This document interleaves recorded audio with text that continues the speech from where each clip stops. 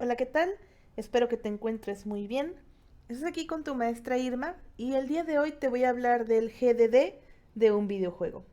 En otras palabras, es el Game Document Design, que se refiere al documento del diseño de tu videojuego. Esta es una versión creada por Pixilab en la que vamos a ir revisando cuáles son estos puntos que vienen en el documento para que tu juego sea un éxito. La primera parte de nuestro documento tiene que estar referido a un identificador o a una idea central de lo que se va a tratar ese juego. Es una descripción en una oración o en un párrafo que se puede hacer basado a lo mejor de alguna idea que te haya inspirado para hacer tu videojuego. Por ejemplo, un juego de plataformas en donde un robot recoge baterías antes de que el tiempo se acabe. Esa es una frase, es una oración en donde se expresa cuál es mi idea central del juego que quiero hacer. A partir de ahí vienen los pilares y la filosofía del diseño.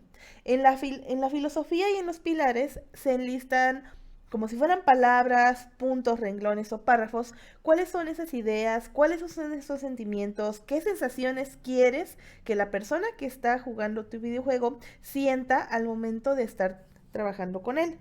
Por ejemplo, yo tengo aquí un videojuego educativo que utilice un vocabulario para todas las edades. Significa que mi usuario va a estar jugando y se va a dar cuenta de que no hay palabras obscenas o lenguaje mal utilizado que pueda dañar la sensibilidad de los niños. Y por eso él va a decidir que este juego puede ser asignado a sus niños, a sus hijos, a sus estudiantes, para que lo puedan jugar. De ahí tenemos el género del juego y la plataforma a utilizar. Aquí en el género del juego, tú vas a decidir qué tipo de videojuego vas a hacer. Por ejemplo, si vas a hacer un juego de narrativa, si vas a hacer un videojuego de plataformas, si vas a hacer un RPG, si vas a hacer un juego de puntos, etc. Y la plataforma es, por ejemplo, en dónde lo vas a programar o en dónde lo vas a publicar. Lo puedes hacer en muchísimas plataformas como GameMaker, Scratch, Construct, Unity, etcétera. Incluso puedes publicarlo en la misma Android Studio, lo subes a la Play Store y que quede como un juego para celular. O sea, ya depende de cómo lo vas a programar. Después está la historia y las mecánicas.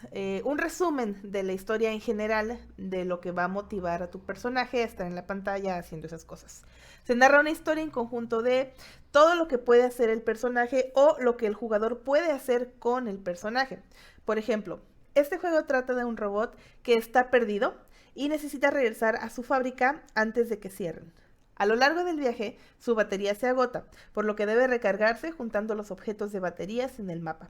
Para esto necesita caminar, saltar, esquivar objetos a lo largo de un mapa de plataformas hasta llegar a la fábrica de nuevo. Todo esto bajo un contador de tiempo.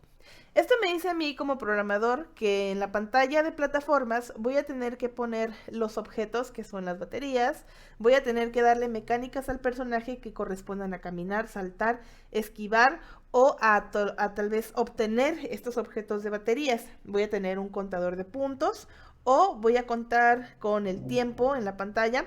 Ya que se termina el tiempo, pues algo le va a pasar al robot, ¿no? Una cinemática en donde el juego se acaba o donde el robot se descarga o algo parecido. De aquí van a ir las características. Las características son las cualidades más importantes de tu juego o lo que lo hacen único, lo que lo hace más interesante y llamativo.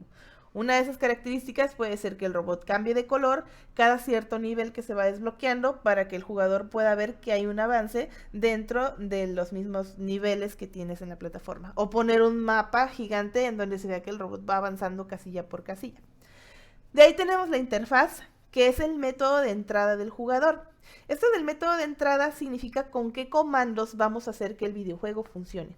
Por ejemplo, si estás jugando en el celular y necesitas que tu pantalla se pueda rotar, utilizas la función de giroscopio por si lo pones en vertical u horizontal que al personaje le influya en la gravedad. O por ejemplo, si va a ser tu pantalla estática, pero necesitas conectarle un control, también ese es el método de entrada. O simplemente, como los videojuegos de celular, que sean botones en la pantalla. Si tu videojuego va a ser para computadora, tal vez la entrada sean las teclas del teclado que estés utilizando o los clics de tu mouse. De aquí vamos a pasar al estilo de arte. Aquí en el estilo de arte se incluye la estética del lugar, de los objetos y la ambientación en general.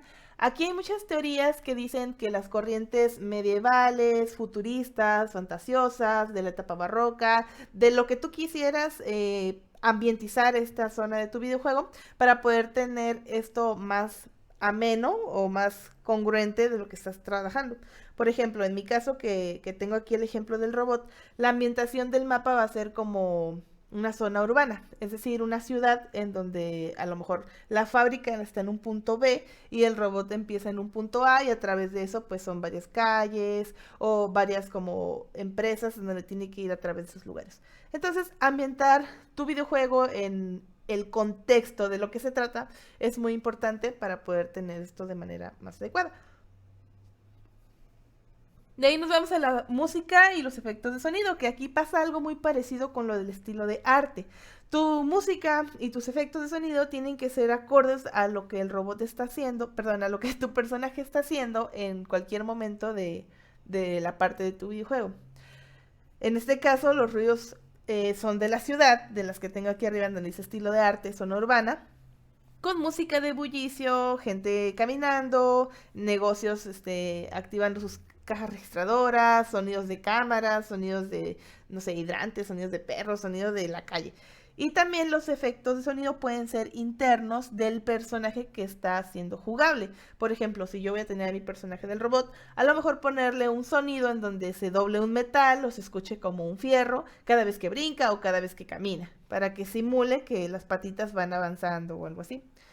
De ahí tenemos la ruta de desarrollo. Aquí en la ruta de desarrollo vamos a poner con fecha cronológica, aquí tiene todo en cero, dice persona X porque es un ejemplo. Vamos a poner cuáles son los objetivos que necesitamos ir alcanzando conforme al tiempo para que nuestro proyecto se vaya construyendo en esas fechas. Aquí tenemos la meta general, ¿cuál es? Una descripción breve de cada una, quién es la persona encargada de realizar esa meta y cuál es la fecha de entrega en donde esa persona tiene que presentar sus avances.